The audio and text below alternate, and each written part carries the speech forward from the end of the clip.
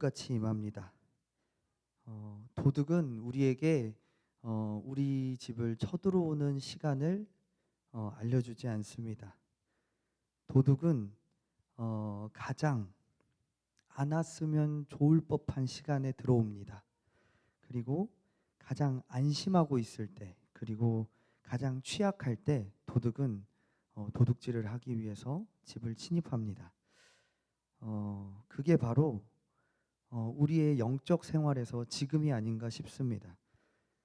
지금 내게 오시면 안 되는 이유가 너무 많이 있습니다.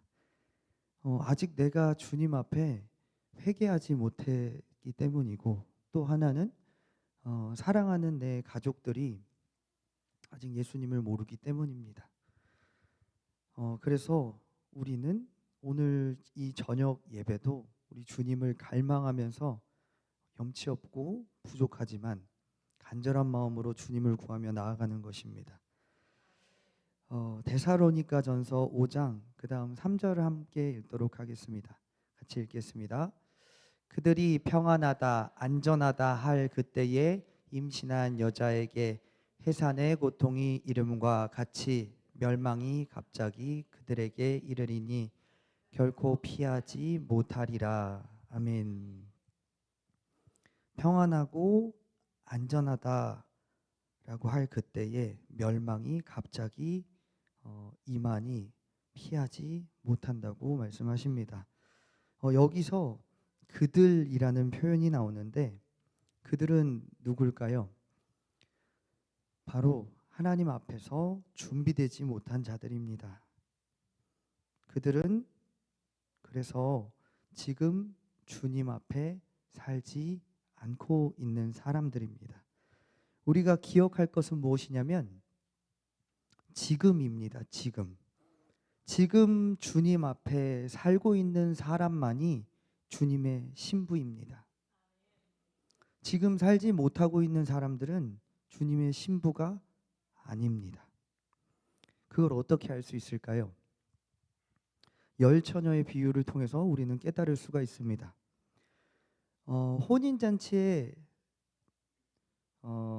참여하였던 지혜로운 5처녀는 기름 등불이 지금 준비되어 있던 사람들입니다. 그런데 지금 기름 등불이 준비되지 못했던 사람들은 혼인잔치에 참여하지 못할 뿐만 아니라 문도 열어주지 않고 내가 너희가 누군지 알지 못한다라고 말씀을 하고 계십니다. 그러니까 우리는 지금 믿음 생활, 신앙 생활, 우리의 믿음을 지켜야 되는 것입니다. 그것이 바로 지혜로운 5처녀 주님의 신부입니다.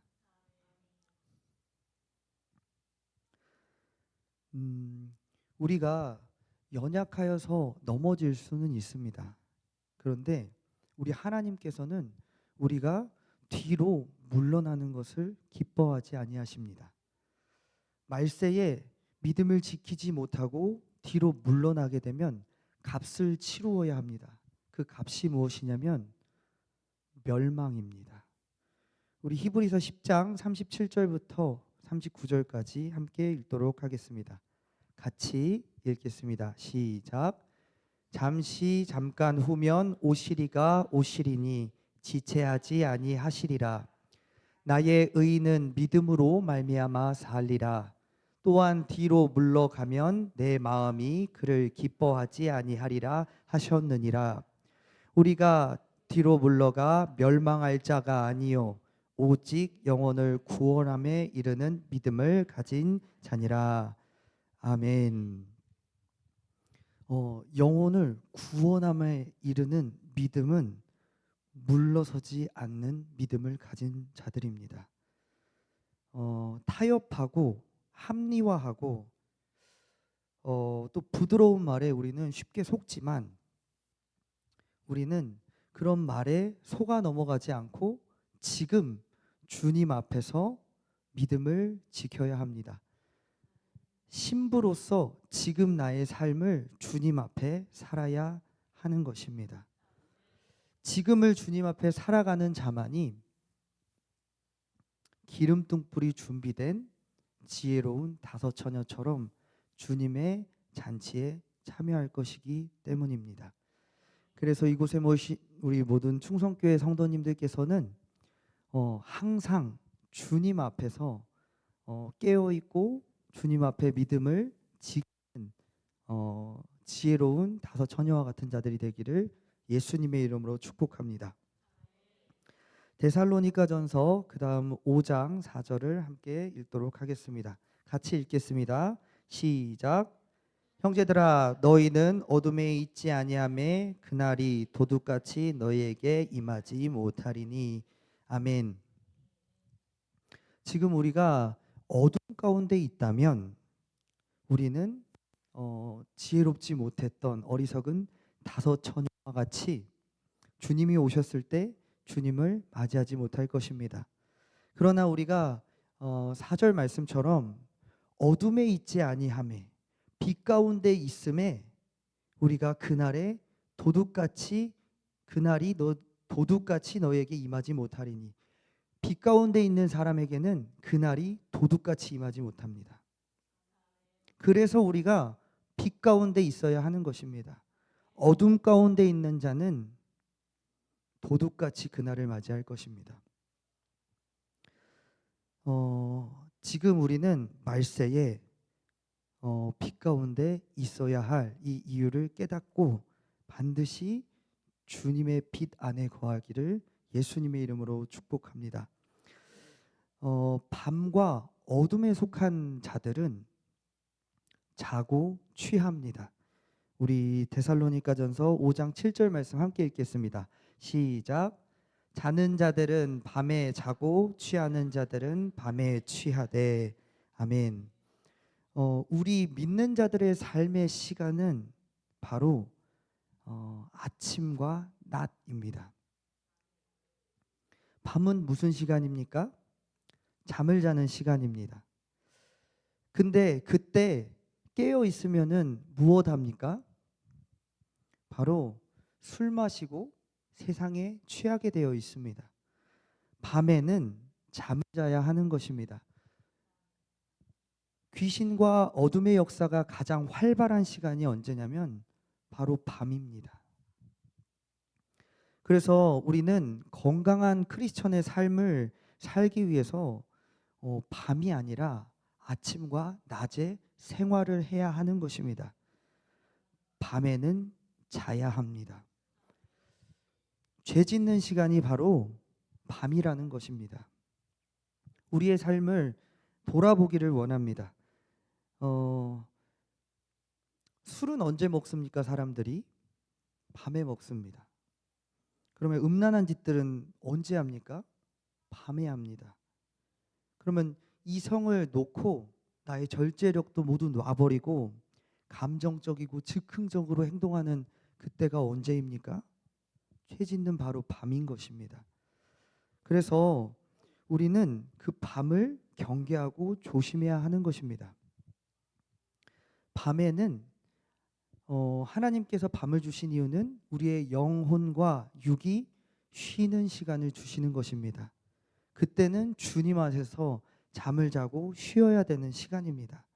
그런데 우리가 만약에 피곤한 육체와 지친 마음을 가지고 늦은 시간까지 깨어 있으면 우리가 하는 짓은 뻔합니다.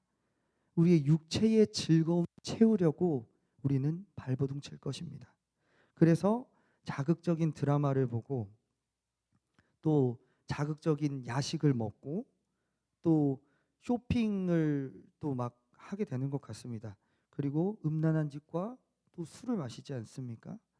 그런데 그 어떠한 일들을 할지라도 그 시간에는 나를 만족시키지 못하고 나를 공허하게 만들 뿐입니다.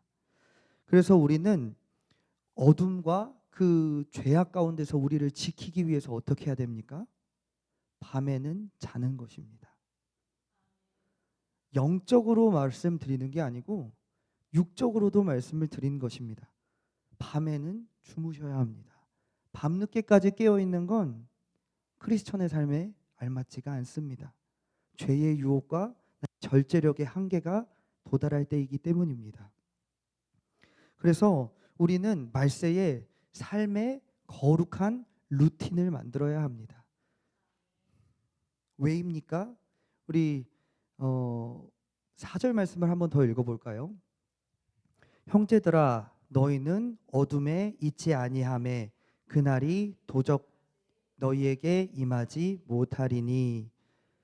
우리가 어둠 가운데 있지 않아야 될 이유가 있습니다. 그날을 맞이해야 되기 때문입니다. 내가 밤에 어둠 가운데 죄 가운데 거할 때 우리는 도둑같이 오는 그날을 맞이할 수밖에 없기 때문입니다. 그래서 우리는 거룩한 삶의 루틴을 만들어야 하는 것입니다. 예수님께서는 밤에 주무시고 새벽에 일어나셨습니다. 그리고 기도하셨습니다. 우리 또 김진수 목사님께서는 밤에 주무시고 또 새벽 일찍 일어나십니다. 우리의 삶은 어떤지 생각해 보기를 원합니다. 밤에 주무십니까? 스마트폰을 보고 밤이 내 눈이 감길 때까지 스마트폰을 보고 있지는 않습니까? 쇼츠를 넘기면서 쇼핑을 하면서 재미있는 넷플릭스 영화를 보면서 내 삶을 죄 가운데 방탕하게 살고 있지는 않습니까? 우리는 적절하지 않는 삶의 루틴입니다. 우리에게 적절한 삶은 밤에 자고 새벽에 일어나는 것입니다. 우리는 저녁형 인간이 아니고 하나님께서 아침형, 더 정확하게는 새벽형으로 부르십니다. 지금 제 삶에 가장 바쁜 삶을 사실 보내고 있습니다. 새벽 5시에 일어나서 새벽 예배에 나와서 기도하고 예배 기도가 끝나자마자 저는 스터디 카페로 달려갑니다. 그래서 아침에 스터디 카페를 청소를 하면 이제 성경이 성결이가 일어날 시간이 됩니다. 그러면 성경이 성결이를 또 가서 깨우고 또 먹을 밥을 또 만들어주고 옷을 입혀주고 근데 왜 웃으시는지 모르겠습니다. 원래 이러는 거 아닙니까 남자들은? 네. 그래서 옷을 입히고 9시까지 우리 학교를 보냅니다. 학교를 보내고 그 다음에 저는 이제 집안일을 같이 합니다. 나라쌤과 집안일, 설거지, 빨래를 같이 하고 이제 조금 공부를 해야 됩니다. 저는 대학원에 다니고 있기 때문에 시간이 부족해서 그때 공부를 조금 하다가 이제 점심을 먹고 이제 학원에 출근을 합니다. 그리고 학원에 출근을 해서 차량 운행과 아이들을 가르치고 차량 운행과 모든 일정이 끝나면 대략 한 저녁 8시가 됩니다. 그러면 8시에 또 가서 밥을 차려야 됩니다. 우리 아이들을 위해서. 아이들이 이제 또 자야 되지 않습니까? 아이들을 위해서 밥을 차려주고 씻기고 그래서 아이들 옆에서 이제 토닥토닥거리면서 이제 재워줘야 되는데 늦게 자면 또 아침에 못 일어나니까 그러다 애들을 재우다가 제가 잡니다. 애들 재우다가 제가 자고 눈을 딱 뜨면 눈을 뜨면 정말 감사한데 못 뜰 때도 가끔은 있지만 그때부터 이제 또 대학원 공부를 또 해야 됩니다. 그래서 뭐 12시 넘어서까지 수업을 듣고 또 과제를 하고 또 그러다가 새벽 5시가 오면 또 일어나고 저는 그런 삶을 지금 사실 살고 있습니다. 뭐 입에는 가끔 병도 생기고 비염도 오고 그리고 너무 피곤해서 때로는 커피도 하루에 2잔, 3잔씩 마시는 것 같습니다. 그런데도 육체는 정말 피곤한데 저는 만족스럽습니다. 그리고 기쁨이 넘칩니다. 사실은 그 어느 때보다 그렇습니다. 그게 왜 그럴까 생각을 해보니 매일을 육체는 힘들지만 말씀과 기도 가운데 내 영이 살아나기 때문입니다. 그래서 저는 이 힘든 삶 가운데 사실 기쁨과 소망이 넘칩니다.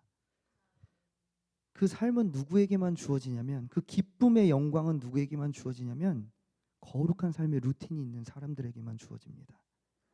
잠을 12시간씩 자보십시오. 행복합니까? 진짜 주님의 신부들은 괴롭습니다. 나 12시간 안 자도 돼요. 하나님 새벽에 좀 깨워주세요라는 마음이 있어요.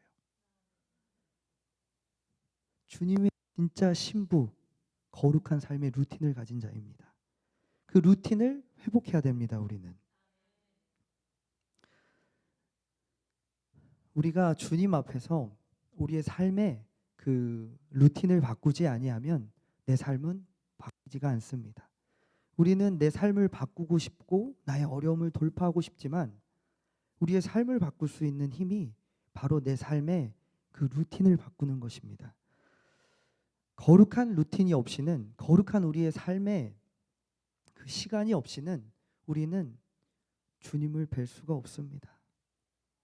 말세가 올수록 두렵지 않습니까? 두렵습니다. 그런데도 내 마음 한켠에 나의 평안과 소망은 내가 주님 앞에 서 있다는 것입니다. 거룩한 시간으로 내가 주님 앞에 서 있다는 것이 나의 담대함이 됩니다. 말세를 맞이하는 나의 힘이 됩니다. 기도하지 않는 사람은 이 담력이 없습니다. 삶의 루틴에 거룩한 시간을 만드십시오. 지금 준비된 사람만이 주님의 신부라고 말씀드렸습니다. 지금 우리의 삶에 이 거룩한 루틴이 없다면 회개해야 됩니다. 그리고 우리 이 삶을 다시 회복해야 됩니다. 지금 준비한 그 사람, 준비된 기름등불이 있는 그 사람만이 주님의 신부이기 때문입니다. 그래서 우리가 이 시간 함께 기도할 때에 하나님, 밤에는 자게 하시고 새벽에는 일어나게 하소서. 내 삶의 거룩한 루틴을 회복시켜 주옵소서. 우리 함께 회개하며 기도로 나아가는 시간 갖도록 하겠습니다.